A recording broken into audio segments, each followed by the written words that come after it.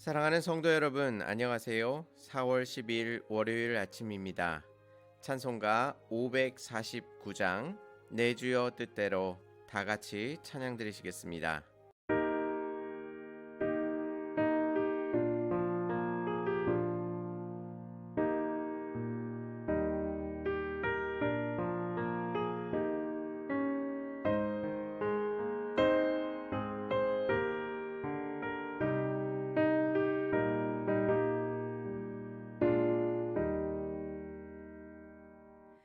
내 주여 뜻대로 행하시옵소서. 온 몸과 영혼을 다 주께 드리니 이 세상 돌아간 주 인도하시고 널 주관하셔서 뜻대로 하소서. 내 주여 뜻대로 행하시옵소서. 큰 근심 중에도 나 쉽게 마소서. 주님도 때로는 울기도 하셨네. 널 주관하셔서 뜻대로 하소서.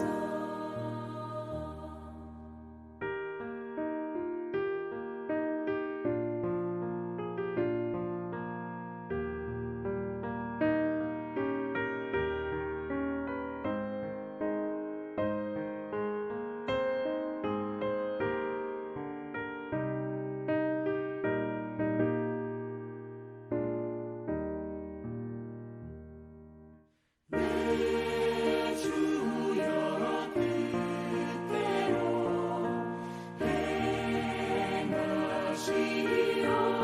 행하시옵소서.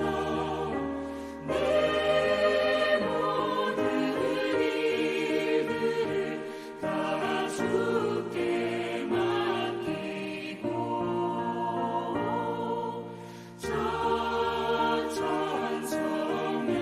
천천성명하여 고요히 가리니 살든지 죽든지 뜻대로 하소서.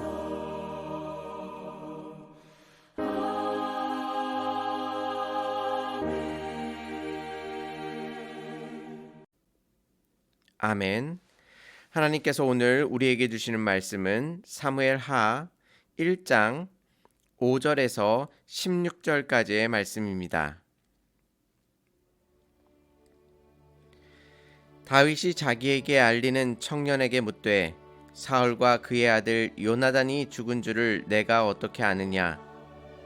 그에게 알리는 청년이 이르되 내가 우연히 길보아 산에 올라가 보니 사울이 자기 창에 기대어 병거와 기병은 그를 급히 따르는데 사울이 뒤로 돌아 나를 보고 부르시기로 내가 대답하되 내가 여기 있나이다 한즉 내게 이르되 너는 누구냐 하시기로 내가 그에게 대답하되 나는 아말렉 사람이니이다 한즉 또 내게 이르시되 내 목숨이 아직 내게 완전히 있으므로 내가 고통 중에 있나니 청하건대 너는 내 곁에 서서 나를 죽이라 하시기로 그가 엎드려진 후에는 살 수 없는 줄을 내가 알고 그의 곁에 서서 죽이고 그의 머리에 있는 왕관과 팔에 있는 고리를 벗겨서 내 주께로 가져왔나이다 하니라.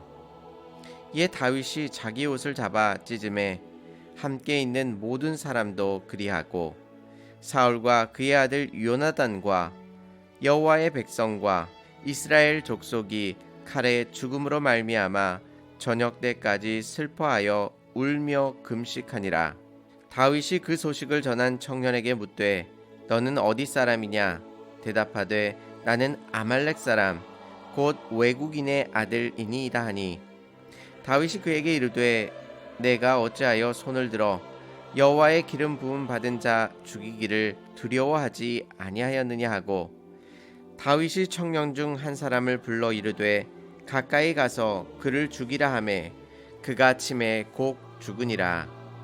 다윗이 그에게 이르기를 내 피가 내 머리로 돌아갈지어다. 내 입이 내게 대하여 증언하기를 내가 여호와의 기름 부음 받은 자를 죽였노라 함이니라 하였더라. 아멘. 오늘 말씀의 사울의 죽음은 다윗에게 있어서 더 이상 쫓기지 않아도 되고 생명의 위협을 느끼지 않아도 된다는 사실을 뜻하고 있습니다. 성경을 제가 처음 읽었을 때 오늘 말씀을 제대로 이해하지 못하고 있었습니다. 다윗은 분명히 자신을 죽이려는 사울의 죽음을 속으로 좋아했을 것이라 생각했고 하나님의 명령, 곧 여호와께 기름 부은 사람을 죽이지 말라는 말씀을 지키기 위해 끝까지 조심하고 있다고 생각했었습니다. 왜냐하면 다윗은 사울로 인하여 큰 고난과 위협을 당하고 있었기 때문에 이러한 반응은 당연한 것이라고 생각되었습니다. 그런데 오늘 본문은 일반적으로 생각하는 그러한 생각을 크게 뛰어넘습니다. 원수와 같은 사울의 죽음 앞에서 다윗이 보여준 행동들을 통해 우리에게 향하신 하나님의 뜻을 알아보도록 하겠습니다. 오늘 말씀의 내용은 이렇습니다. 다윗에게 한 아말렉 사람이 찾아옵니다. 그는 길보아 산에서 사울과 그의 아들 요나단이 죽었다고 소식을 전하였습니다. 사울은 치명적인 부상을 당하여서 더 이상 살 소망이 없었다고 묘사하고 있습니다. 그래서 자신에게 죽여달라고 강구하였고 자신이 그를 죽였으며 그의 왕관과 팔에 있는 고리를 가져왔다고 증언하고 있었습니다. 그는 스스로 생각하기를 다윗의 원수를 죽이는데 자신이 일조를 했기 때문에 다윗에게서 분명히 큰 상을 받을 것이라고 생각했던 것입니다. 그리고 이 거짓말을 지어내었습니다. 왜냐하면 사무엘상 31장 4절 말씀에서는 사울은 자신의 칼에 엎드려져서 스스로 죽었다고 말씀하고 있기에 그가 지금 증언하는 것은 거짓말인 것임을 알 수 있습니다. 그렇다면 다윗은 이 사울의 죽음의 소식에 어떻게 반응하고 있습니까? 먼저 다윗은 자신의 옷을 찢습니다. 그리고 12절 말씀을 보시면 사울과 그의 아들 요나단과 여호와의 백성과 이스라엘 족속이 칼의 죽음으로 말미암아 저녁 때까지 슬퍼하여 울며 금식하니라 라고 말씀하고 있습니다.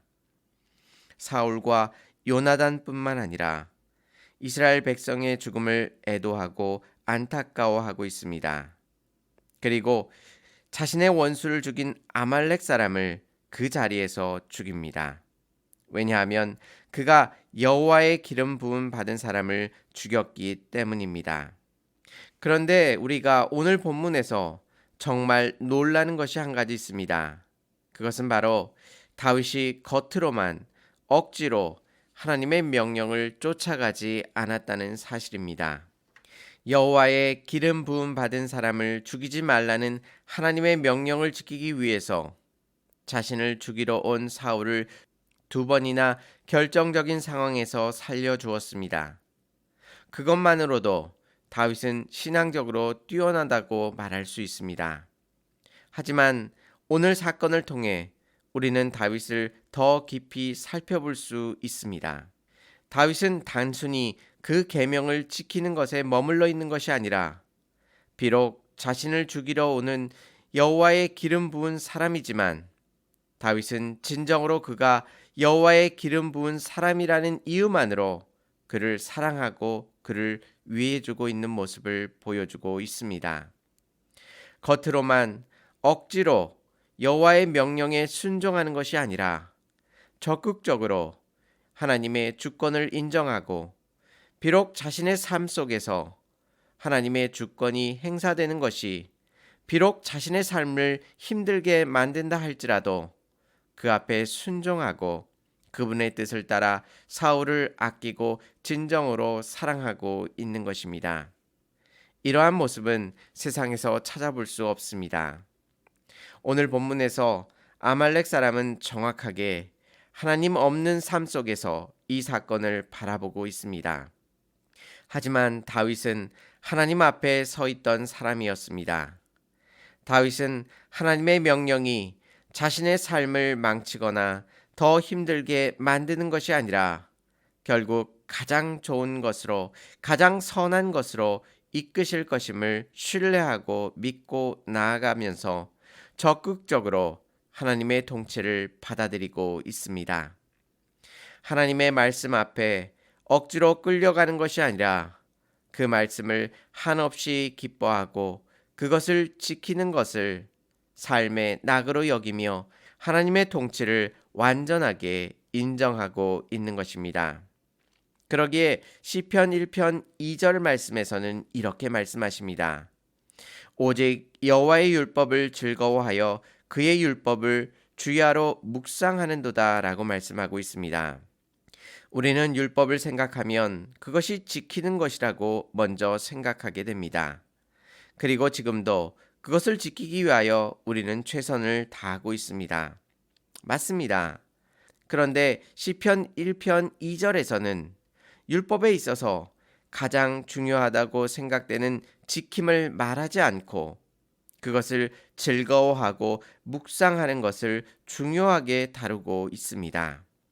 즉 지키는 것보다 앞서는 것이 있는데 그것은 율법을 지키기 이전에 그 율법을 주시는 하나님을 이해하는 것입니다. 그 율법을 주시는 하나님이 너무나도 크신 사랑을 갖고 계시며 너무나도 아름답고 놀라워서 밤낮으로 그 율법을 묵상할 때에 그 하나님을 사모하게 되고 사랑하게 된다고 고백하게 되는 것입니다. 율법을 묵상할 때에 그분의 아름다운 성품 앞에 감동하고 감격하여 기뻐하고 즐거워하는 것입니다. 단순히 율법을 지키는 수준을 훨씬 뛰어넘는 신앙의 세계로 우리를 인도해주고 있습니다. 소요리 문답에서 1번은 사람의 주된 목적이 무엇인가요? 라는 질문입니다. 그 답은 사람의 주된 목적은 하나님을 영화롭게 하는 것과 영원토록 그분을 즐거워하는 것이라고 말씀하고 있습니다. 여기에서도 알 수 있는 것은 우리 삶의 주된 목적이 단순히 그분의 명령을 지키는 것에 머물러 있는 것이 아니라 그분 자체를 즐거워하고 따르는 것이라고 말씀하고 있는 것입니다. 오늘 다윗의 모습 속에서 하나님의 명령이기에 억지로 끌려가면서 그것을 지키는 것이 아니라 지금 자신의 삶 속에서 그 계명에 대한 정당성과 합리성을 다 이해하지 못하더라도 하나님께서는 언제나 선하시기에 그분을 믿고 신뢰하는 것입니다. 그분의 통치가 지금 우리의 삶을 힘들게 한다 할지라도 흔들리지 마시고 하나님 그분 자체를 기뻐하며 즐거워하고 신뢰하고 나아갈 때에 하나님의 풍성하신 은혜가 우리들 가운데 넘쳐 흐를 것입니다.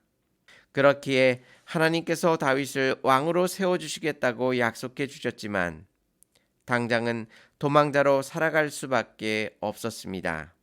하지만 다윗은 그분의 명령이기에 그것이 언제나 선한 길로 인도해 주신다는 것을 믿으며 하나님의 통치를 진심으로 받아들이고 있는 것입니다. 그래서 다윗은 아무리 자신의 힘으로 자신이 얻고자 하는 것들을 얻을 수 있다 할지라도 그것이 하나님께서 원하시는 방법이 아니라면 그 모든 것들을 포기하고 하나님의 손길을 기다리고 있는 것입니다.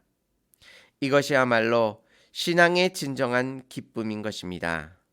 그렇게 우리는 계명을 지키기 전에 먼저 그 계명 속에 숨겨져 있는 하나님의 깊은 뜻과 사랑을 먼저 깨달아야만 합니다. 그리고 그 계명을 주신 하나님께서 얼마나 인자와 사랑이 풍성하시며 위대하시고 전능하신지를 깨달아 알아 그 계명을 지키는 것뿐만 아니라 그 계명을 묵상하는 것이 우리에게 큰 기쁨이 되는 것입니다. 오늘 하루 계명을 지키는 것에 지쳐가는 것이 아니라 그 율법과 계명을 주신 하나님의 귀한 성품을 발견하시고 그 가운데 참된 기쁨과 감사를 누릴 수 있는 저와 성도님들이 되시기를 주님의 이름으로 축원합니다. 다 같이 기도드리시겠습니다. 은혜롭고 자비로우신 하나님 아버지, 주님의 귀한 말씀을 통하여 계명 속에 숨겨져 있는 하나님의 놀라우신 사랑과 인자심을 발견케 하여 주시니 감사를 드립니다. 우리의 힘으로 우리의 인생을 감당하지 못함을 고백하게 하여 주시고 또한 하나님께서 이끄시는 이 모든 통치와 다스리심 가운데 오직 하나님을 신뢰하고 하나님을 믿으며 하나님의 통치를 기쁨으로 받아들이며 주께 나아갈 수 있도록 인도하여 주시옵소서. 때로는 하나님께서 통치하시는 이 세상이 우리에게 힘들고 어려울지라도 장차 우리에게 가장 좋은 것들로 허락하시며 또한 우리를 훈련시키시고 단련시키심을 깨달아 알아 주님의 그 놀라우신 사랑과 은혜를 더 깊이 발견해 나아갈 수 있도록 저희들을 붙들어 주시고 인도하여 주시옵소서. 오늘 하루 주님의 놀라우신 은혜로 우리를 붙들어 주시고 역사하실 줄 믿사오며 예수님의 이름으로 감사하며 기도 올리옵나이다. 아멘. 사랑하는 성도 여러분, 주님께서 주신 율법과 규례가 꿀송이보다 달 수 있음을 기억하시고 주님 안에서 참된 평안과 기쁨을 누리시기를 바랍니다. 감사합니다.